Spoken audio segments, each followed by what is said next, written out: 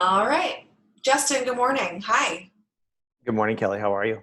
Good. So we've been having a lot of very difficult discussions during this time with dealing with COVID and managing our company. So we just thought, you know what? Why don't we we've been doing this every day. Like, why don't we just be open and talking about it to everybody else? Because we feel like this is the real estate industry and everyone's kind of having the same ethical dilemmas or questions or not knowing what to do. And so we just thought it would be better just to have a conversation with everyone about it and kind of tell everybody what's going on for us and seeing what's going on for them. And maybe we can idea share and get some great um, ideas going. So for those of you who may be not familiar with Spade and Archer, this is our founder, Justin Riordan. Hi. I Hi. do marketing at Spade and Archer. My name is Kelly Dollinger. If we've never met, nice to meet you as well.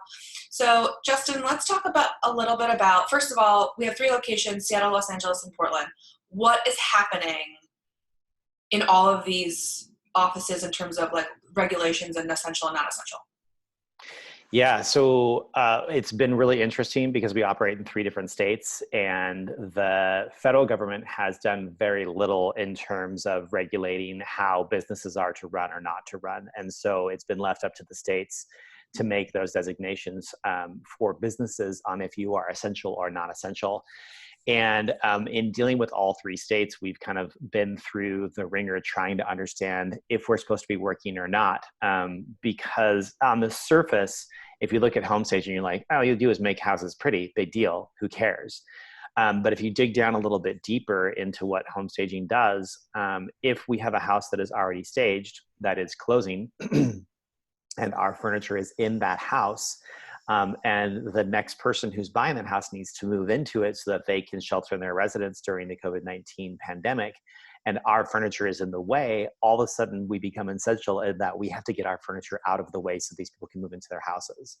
And so we start facing this moral dilemma there where we're like, well, you're not really important, but are you essential? When you look at something like a grocery store or an emergency plumber, clearly essential. But that's really easy to define if you're saying like, okay, it's a 24-hour period or it's a 1 week period or it's a 3 day period. But when you start getting into things where you're like, okay, this is going to be a 1 month or a 2 month or a 3 month period, and my arms are really wide out here. It's more of a conversation of what is really essential. And the state of Oregon, I think, actually did the cleanest job in preparing businesses to answer the question if they should be working or not. The state of Oregon did not say these are essential businesses, plumbers, mechanics, grocery stores. They didn't do that. They said, if you do this type of work, you can't operate. And the type of work essentially Okay. was massive amounts of public facing activities. So if you're in an arena or you are a restaurant where people sit down in large groups, if you cannot provide social distancing for their people, then you cannot operate. But if you can operate your business and you can maintain social distancing through things like what we're doing right now with Zoom, or if you can keep your people more than 6 feet away from each other while they are working, and you are not public facing, and let's just say and you don't fall under a certain step of like, a restaurant or a grocery store, then you can continue to operate.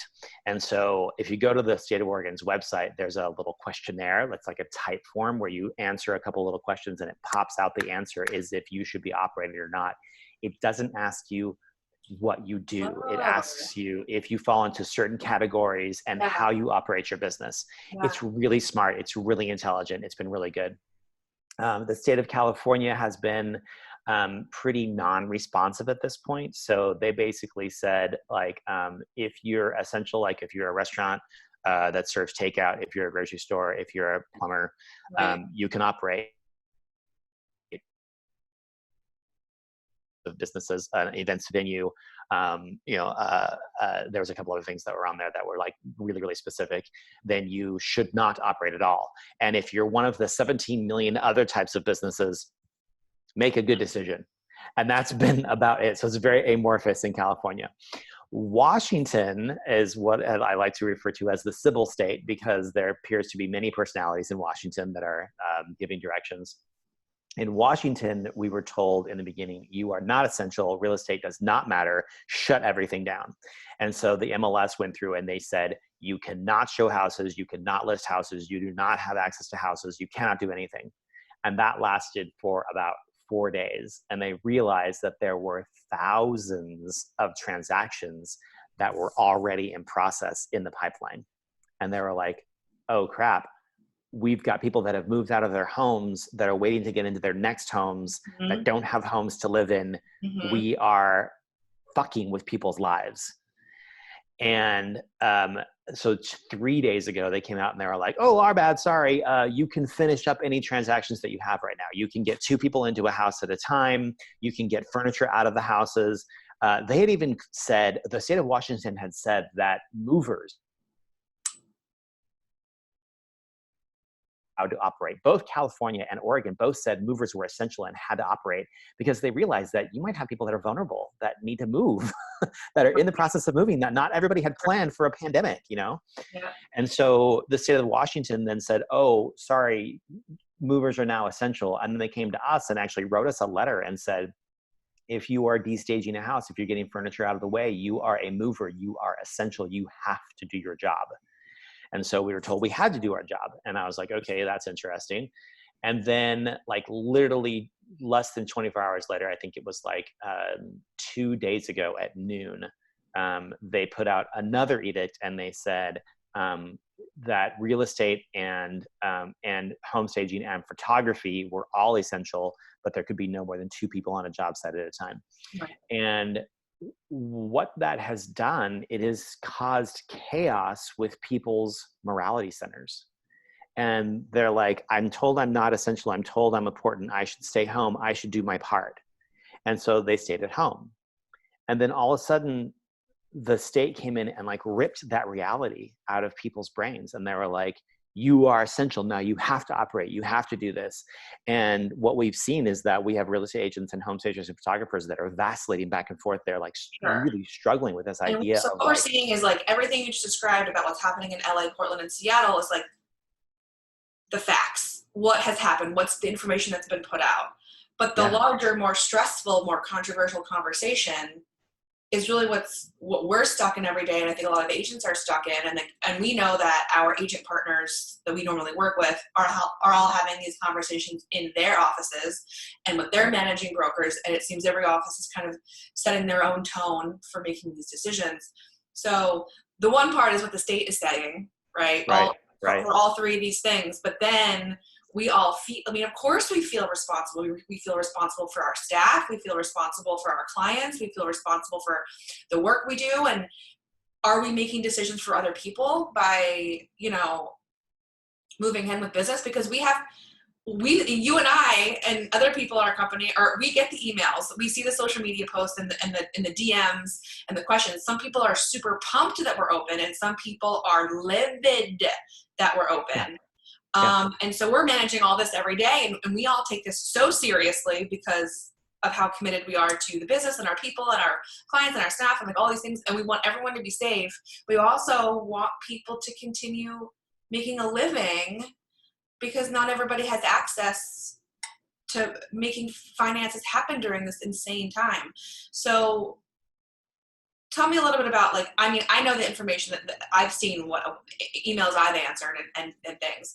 Tell me a little bit about what your experience is like when you get this kind of feedback one way or the other. What are you weighing in your head to kind of flesh out the more philosophical, ethical, moral kind of decision and principles for yourself? Yeah. So I belong to an organization, a bunch of business owners, and we get together. We're not allowed to solicit to each other, so it's not really a networking group. It's more of a like a kind of like an emotional support group, or like a cult, I guess. I don't know. That sounds terrible, but it's not. It's not a cult. But one of the rules of EO is that we don't give each other advice. We are never allowed to say, you know, what you should do is you should do this. And sorry, my clock goes off every 15 minutes. Instead, what we are told to do is that we speak from experience. So Kelly comes to me and she's like, oh man, I burnt my tongue on my tea yesterday. And I was like, in my experience, I find that if I put an ice cube into my cup of tea and I wait for a minute or two, it doesn't burn my tongue because I hate it when I burn my tongue. And in that sentence, what I've done is I have not told Kelly what she should do. I have told her what I have experienced in my lifetime that has worked well or not worked well for me. And maybe my experience is, you know what, I burn my tongue all the time and it drives me crazy, and my tongue, I don't even taste anything anymore. So I totally know what you're going through. And maybe it's just me commiserating with her problem. But what I have tried to do during this experience is I've tried to listen, and I've tried to speak from experience. Yesterday, I got multiple phone calls from clients and from sellers and from real estate agents and from employees. And I had views on the both sides. When I said, okay, we're allowed to work, I got the response back like, yes, all capitals, 4 exclamation points. And I also got back, you know, that's not a moral thing for you to do. You shouldn't be home staging. This is not an essential service. And I tried to listen, and I tried to take in the information. And then I had a couple of phone calls from clients. And one of my real estate agents was saying it's really immoral for people to list projects right now. They should just wait. They shouldn't put their houses on the market. And I said, that's a really interesting point of view. And I received a phone call from a client yesterday, and she said, I had a home stager. They had done our instant pricing thing. And so I was just following up with a phone call. And she said, I had a home stager. I was good to go with that home stager. But they were through my real estate agent, and my real estate agent's company was just told, they told all of their employees that they were no longer allowed to list new projects because they felt that it was immoral. And you could hear on the other line, like starting to like well up in tears. And I said, what's going on? And she was like, I don't want to sell my house. I was like, okay. She said, I have to sell my house. I have to move out. I have to get out of here. It's not really my business. It's not my place to ask. We opened in 2008 in the middle of the recession. And at that point, nobody sold their house because they wanted to sell their house. They sold their house because they had to sell their house. And in the beginning, when I first opened the business, I would ask people, just making conversations. So like, where are you going? Where are you moving to? Why are you selling your house? What's your story? Tell me. And I was like trying to like, you know, just like build a rapport or whatever. Yeah.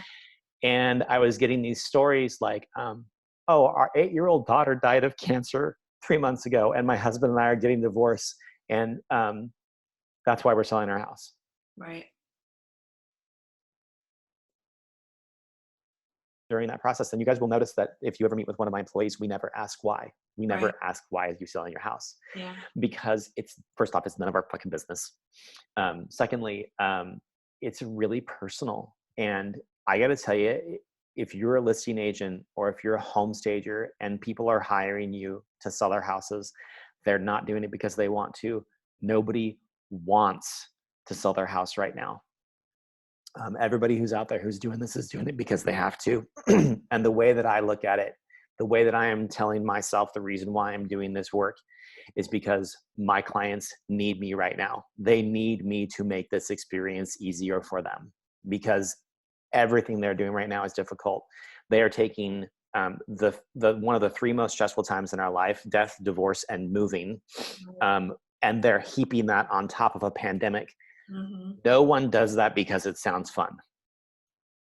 And so I guess my call to myself is to have compassion, to have empathy, and try to understand that not everybody has, you know, a whole bunch of available credit on their credit cards, or a super duper low mortgage, or low rent, or an easy place to live, or a safe place to live. You know, I'm lucky. My husband doesn't beat the crap out of me on a nightly basis. You know, I don't have a severe drinking problem. I don't have piles and piles and piles of debt. I am literally what we would call privileged. I'm really privileged to be in the position that I am in, which is very safe going into this. I also had a conversation with an employee yesterday, and my conversations, I was reaching out to each employee and letting them know, like, here's what the rules are. Here's what we've done so far. If I have work for you, do you want to come into work?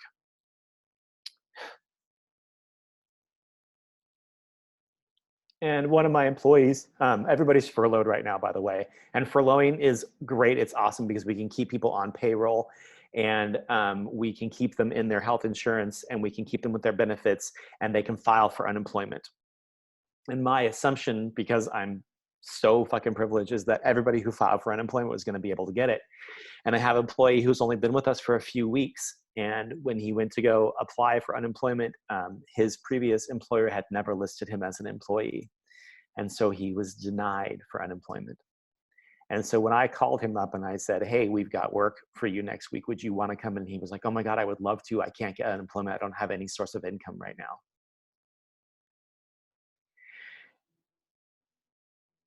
And what I realized is that home staging is stupid. I get it. It's just all you do is make houses pretty, whatever you want to think, that's fine.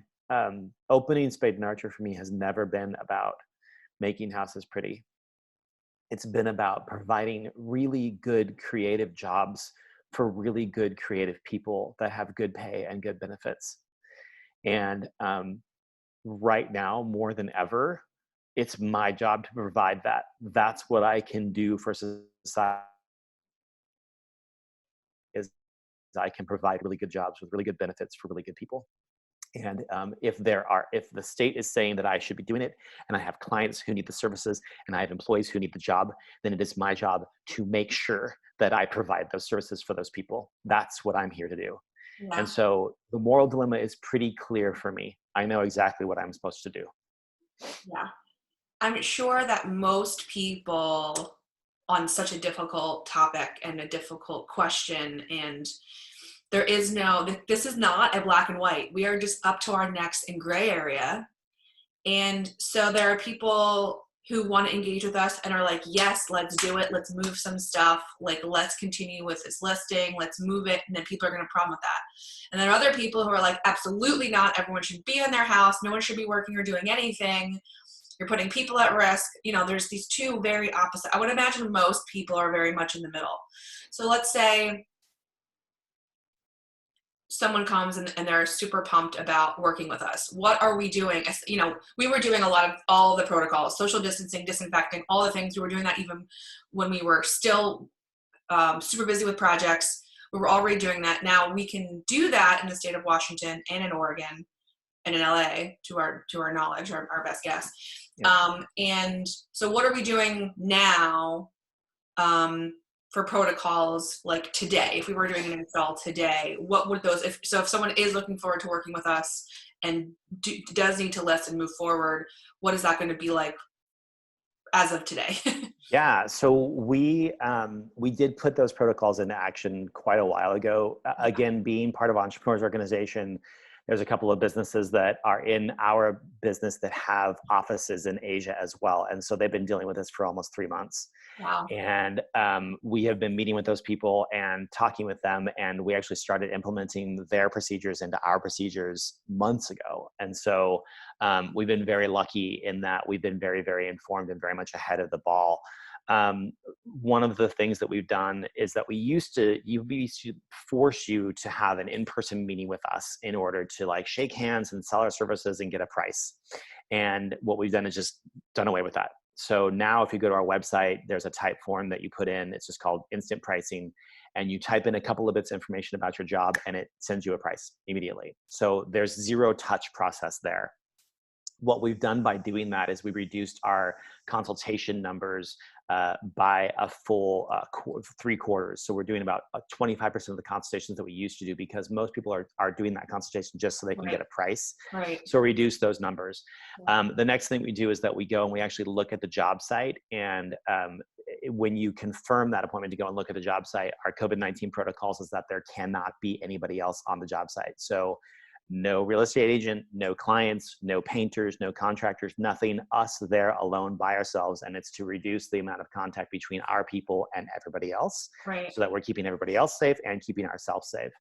And then once we go through, we do that visit, draw the floor plans, take photographs, schedule us to do the work. Same protocols again, nobody allowed on site except for us. We go in, we immediately Lysol everything down, wipe it all down, all the light switches, all the doorknobs, all the countertops, stage the entire house, put it all back together again, go through, wipe everything down again, and then leave. And so we basically made our process completely touchless. There is no human contact during the process. Right. We were very lucky in that we were developing this instant pricing program. Yeah.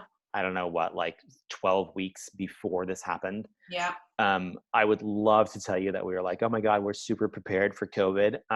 But Innovation, 2 days later, nope, that's not what happened. yeah, we were living a semi-charmed kind of life, and just happened to have this thing in process, and the whole thing launched right when we started being able to start to have to go home, and so We were so excited to tell everybody about it, and then this terrible thing started happening in the world, and we're like, oh.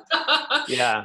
But I think that honestly, it was an extreme benefit in that we are in the situation that we're in. We have zero control over that, and we just Yeah. happen to have a tool that makes it a whole lot easier to do this. So that's kind of where we are right now. So for people who see that we're open and like if we're working with people and we want people to know that we are not operating. If you see us operating, we're not operating as business as normal. I would think that's probably, I think that's what a lot of people are assuming. It's just like, yeah, we got 3 guys in a truck and we're moving stuff and we're all like super tight, and no, we're not touching each other, social distancing, disinfecting everything. They have gloves, they have masks, they're super protected. We're following every single regulation that we know of, even as it changes to the letter. And we're absolutely going to only have 2 people on a job site if that's what Washington wants right now, and on all those things. So that's if people are going to continue needing our services to move a house, list a house, and get it sold. Yeah. For people who absolutely are not operating during this time whatsoever, and that's their choice, great. We appreciate that too. There's nothing about anything that's going on right now that we can say is right or wrong. Like, we have no opinion. Right. We're just like, we're doing our best job every day. So for people who are absolutely not doing anything right now, but are sitting with clients who want to eventually work together once things improve or whatever the situation changes, what can they do right now to prep? What's your best advice for people who are laying low right now and eventually will have a bunch of projects to list? Yeah, I mean, as far as the staging part goes, that instant pricing tool is great because you can gather information for your clients. A lot of information gathering that happens with real estate happens in person. When you have a roofer, you have them come out to your house and you meet with them, or a cleaning person, they come out to your house, you meet with them. As far as staging goes, you can get an instant price without a meeting. And so you can start to prepare. You can look at various options. You can do partial staging, full staging guaranteed, full staging, which is pay at a closing, full staging, pay up front. You can look at all your different options and start to figure out what you want your direction to be once you get to that point. So I think at this point, it's all about prep work. It's all about getting ready so that you're the most informed, so that when it comes time for you to list that house, because knock on wood, there will be a time when we don't have COVID-19 to deal with anymore, and we can get houses listed. Yeah. All right. Well, I'm certainly open to talking to agents. I know you are talking to agents every day, and other partners and clients we've had and people that were interested. And so we're definitely interested in people's ideas, feedback, having this conversation, continuing to have this conversation.